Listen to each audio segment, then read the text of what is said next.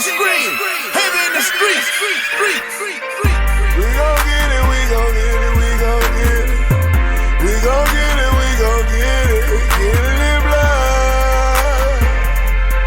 Get it in blood. We gon' get it, we gon' get it, we gon' get it. We gon' get it, we gon' get it. Get it in blood. Get it in blood. Good rich.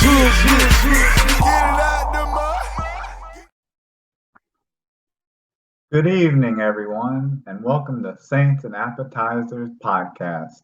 And once again, I have some more appetizers for you.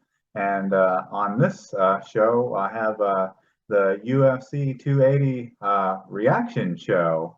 And Saints fans, you're probably asking yourselves, when am I going to have the reaction show for the game against the Arizona Cardinals game? And it's gonna come. It's gonna come. But just like them, I'm having a mini bye as well. But I'm gonna have it. I'm gonna have it. But I'm just taking a little break from them. And as all you know, a little break is needed with how they've been playing lately. And actually, I've been catching up with the Pelicans lately as well, because they've been softening the blow with how bad the Saints have been playing. And maybe I have something in store with maybe a Pelicans pod coming up soon. So maybe wait, I may have something in store there.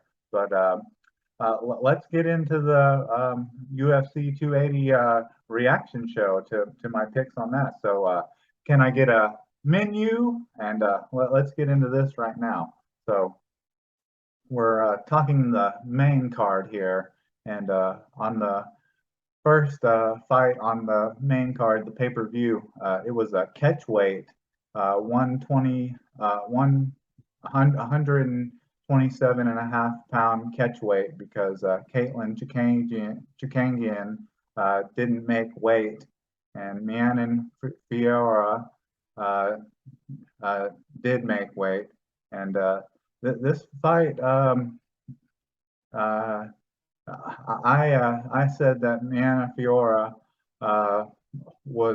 I predicted that she was going to win, and she did. But I said maybe because she had like more knockout potential. I think she had like 6 knockouts in her career, and Caitlin Chukangian had like most of her wins. I think maybe she only had like 2 knockouts in her career, and just had like 15 decisions, just had a bunch of decisions. So she wasn't really that.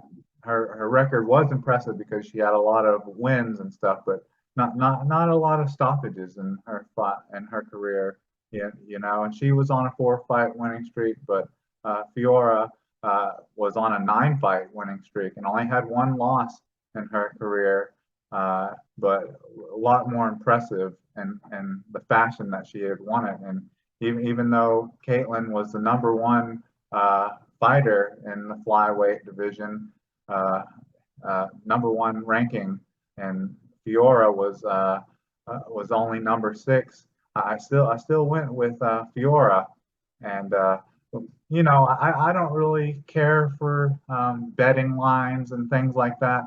I think Vegas and betting and stuff, I preferred that probably. I liked it better probably 10 years ago, before all that stuff came to light and all that stuff was allowed. I think that's messed the sport up a little bit. But still, I didn't know this before the fight, that Caitlin was favored quite a bit in this fight. So even without that knowledge, I still picked Fiora, and she ended up winning. And in this fight, it was pretty even throughout most of the fight, and it was a unanimous decision for her. So she didn't get the knockout like I predicted, but it's for the majority of the fight, it was pretty even, and they just kind of went back and forth, pretty engaged, stand up for the majority, and they were pretty much engaged all stand-up striking. A lot of the striking that they were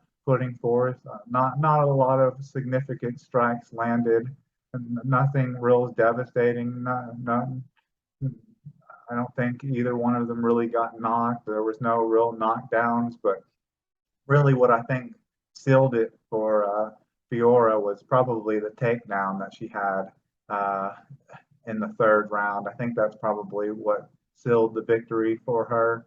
And that was like the only takedown attempt or takedown, successful takedown by either of the women. And I think also what probably sealed it as well as of the shots of either women, Fiora's were probably harder.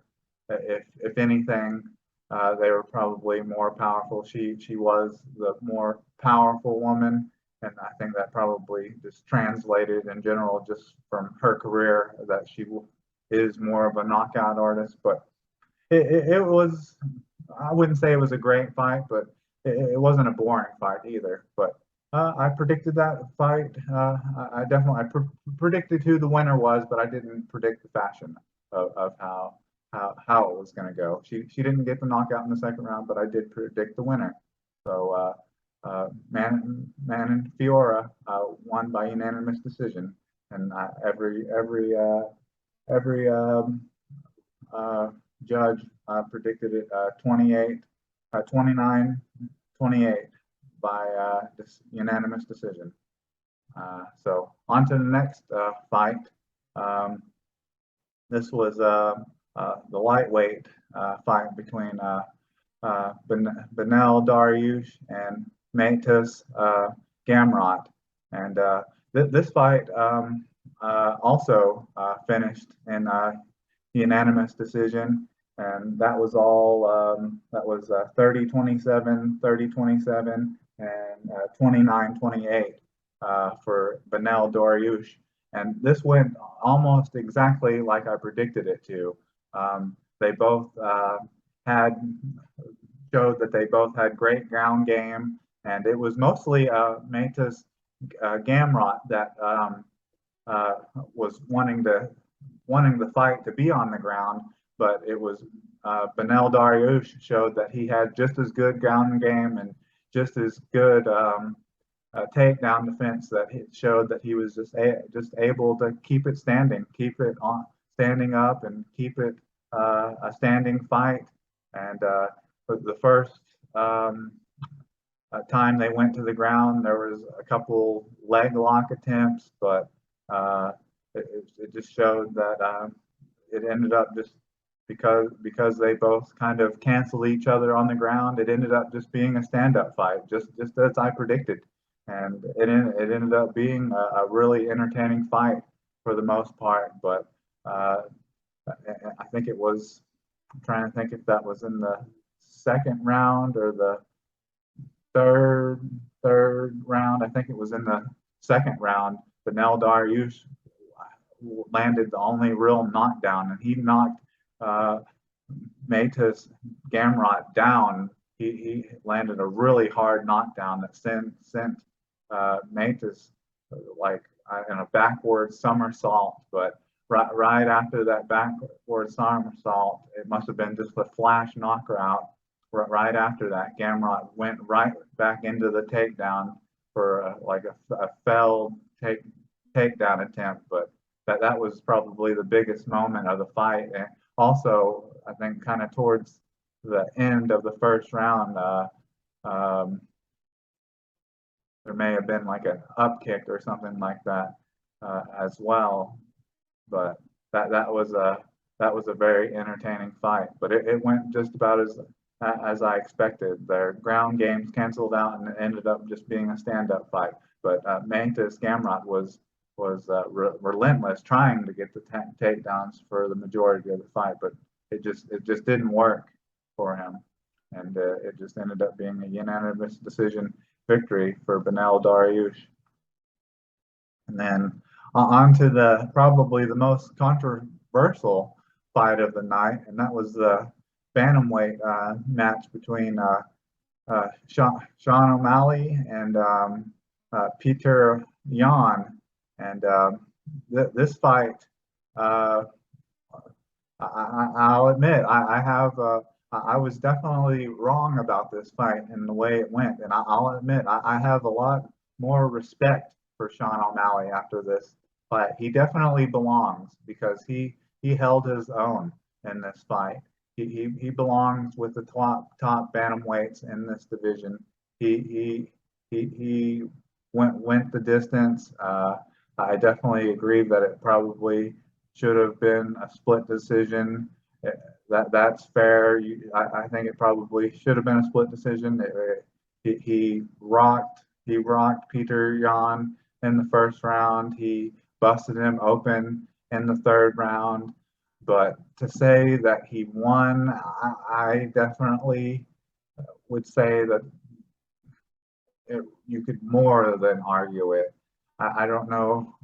I don't like to say that it was a robbery, but I will say that even Sean O'Malley wouldn't come right out and say that he won the fight. So I think that more than enough tells you what you need to know about uh, if Peter Yan got kind of screwed over in this decision because the only real close round of this fight was probably the first round, and that's because Sean O'Malley landed had the first big moment of the fight when he got Peter Yan on skates at the very first big moment of the fight. But Peter Yan came right back and rocked Sean O'Malley. There wasn't any knockdowns from it, but uh, and then Peter Yan was the only one that had any takedowns. You could definitely argue that he didn't do anything with them, but he had like 6 takedowns and had like 5.5 minutes of control time with those um, takedowns. He definitely definitely controlled, pretty much dominated the entire second round. It's the third round that you could argue that Sean O'Malley. It's the first and the second round that you could argue Sean O'Malley won, and the main reason you could argue Sean O'Malley won the third round is because of the knee that he landed on Peter Yan, where he busted him open. So you could say the judges looked at that for the damage that it caused, because that was really the only shot that by either bantamweight, either opponent landed that caused any damage, any cut. So, but like I said, the main factor here is during the interview, I think even Sean O'Malley didn't believe that he won this fight. So if you want to call robbery and say robbery in this fight, I think pointing to that right there is all you really need to look at. And even between rounds, Sean O'Malley didn't even look confident that he was in this fight or winning this fight. But I think this is just kind of one of those best for business type of outcomes. Is this better for business for the UFC? Is this better for business for Dana White and crew? I think it probably is, because does anyone really want to see Aljamain Sterling and Peter Yan for a third time? Probably not. So it is what it is, kind of.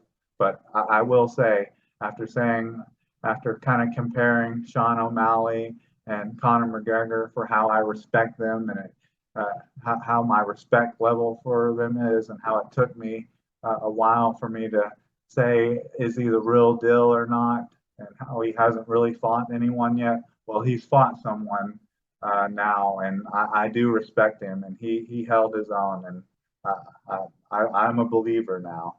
So on to the next fight, the co-main event, bantamweight match for the championship between Aljamain Sterling and TJ Dillashaw, and that ended in a TKO by punches in the second round at 3 minutes and 44 seconds. And once again, this fight went exactly like I said it would. I was talking about how TJ Dillashaw is 36 years old. He's not taking the PEDs anymore. He's not taking the IPOs. He's washed. He's old. He's not hasn't been shown that he's a stepping stone anymore. He hasn't fought uh, more than a year ago. It's been more than a year ago since he's fought. He's coming off the devastating knee injury, and then what happens? Uh, at the start of the first round, he gets taken down, and as he's getting taken down, he tries to brace his fall. I think that was with his left arm. I think with his left arm, and his shoulder pops out. So he just shows that he's old and injury prone. And from the very first, the commentators talk about how in the background, in the locker room, he was supposedly was talking to the judges about how they already knew that he had this shoulder problem, and that if his shoulder pops out, don't stop the fight. Like that is ridiculous that they already knew this coming into the fight. Like, how can they allow that? That seems very sketchy. And this goes right back into the gambling and the betting lines and stuff like that. So if they knew this, and people that gamble and stuff knew this about him, they could have went and placed bets for Aljamain Sterling to win this, or what round that they thought this was going to end in, because they knew that he was already compromised. Like, that's very sketchy and very dirty. Like, the referees could have went and made bets, or they could have told their friends that, hey, TJ Dillashaw has a horrible shoulder injury. That's why that is very suspect that went over like it did. Like that's one of the weirdest things that I've ever seen in a UFC fight, because like and that he knew since April, like 6 months ago, that his shoulder was destroyed like that. That was very classless. That how he talked about how he was sorry. Like, why even apologize and tell people after the fact? Like, your apology means nothing at that point. Like, you knew, but then you're sorry. Like, you shouldn't even told people that, because you just sound ridiculous apologizing at that point. But yeah, that went pretty much exactly like I said. TJ Dillashaw, he's old, washed up, injury prone, and pretty much just I understand that it was a money grab and he wanted that championship money fight, but I think he probably just needs to retire after something like that, because I think he'd already during his PED 2 year layoff, he'd had shoulder surgery on the other shoulder. So that is pretty much exactly what I expected to happen. Something um, associated with age. So on to the main event, the lightweight title match to decide who gets the lightweight title, whether it's Charles Oliveira getting his title back, or Islam Makhachev getting the title for the first time. And that didn't go. This was probably the most surprising fight on the card for who I thought was going to win this fight. I was very surprised with how this went over. I really wasn't giving Islam Makhachev any chance of winning this. I thought Charles Oliveira was just too dangerous, had too many ways of winning. He was had that championship talent, just was too seasoned, a seasoned veteran, and it just didn't go like that at all. He ended up, Islam Makhachev ended up getting the submission by triangle choke in the second round, at 3 minutes and 16 seconds in the second round. And that fight was very interesting. It really wasn't that competitive at all.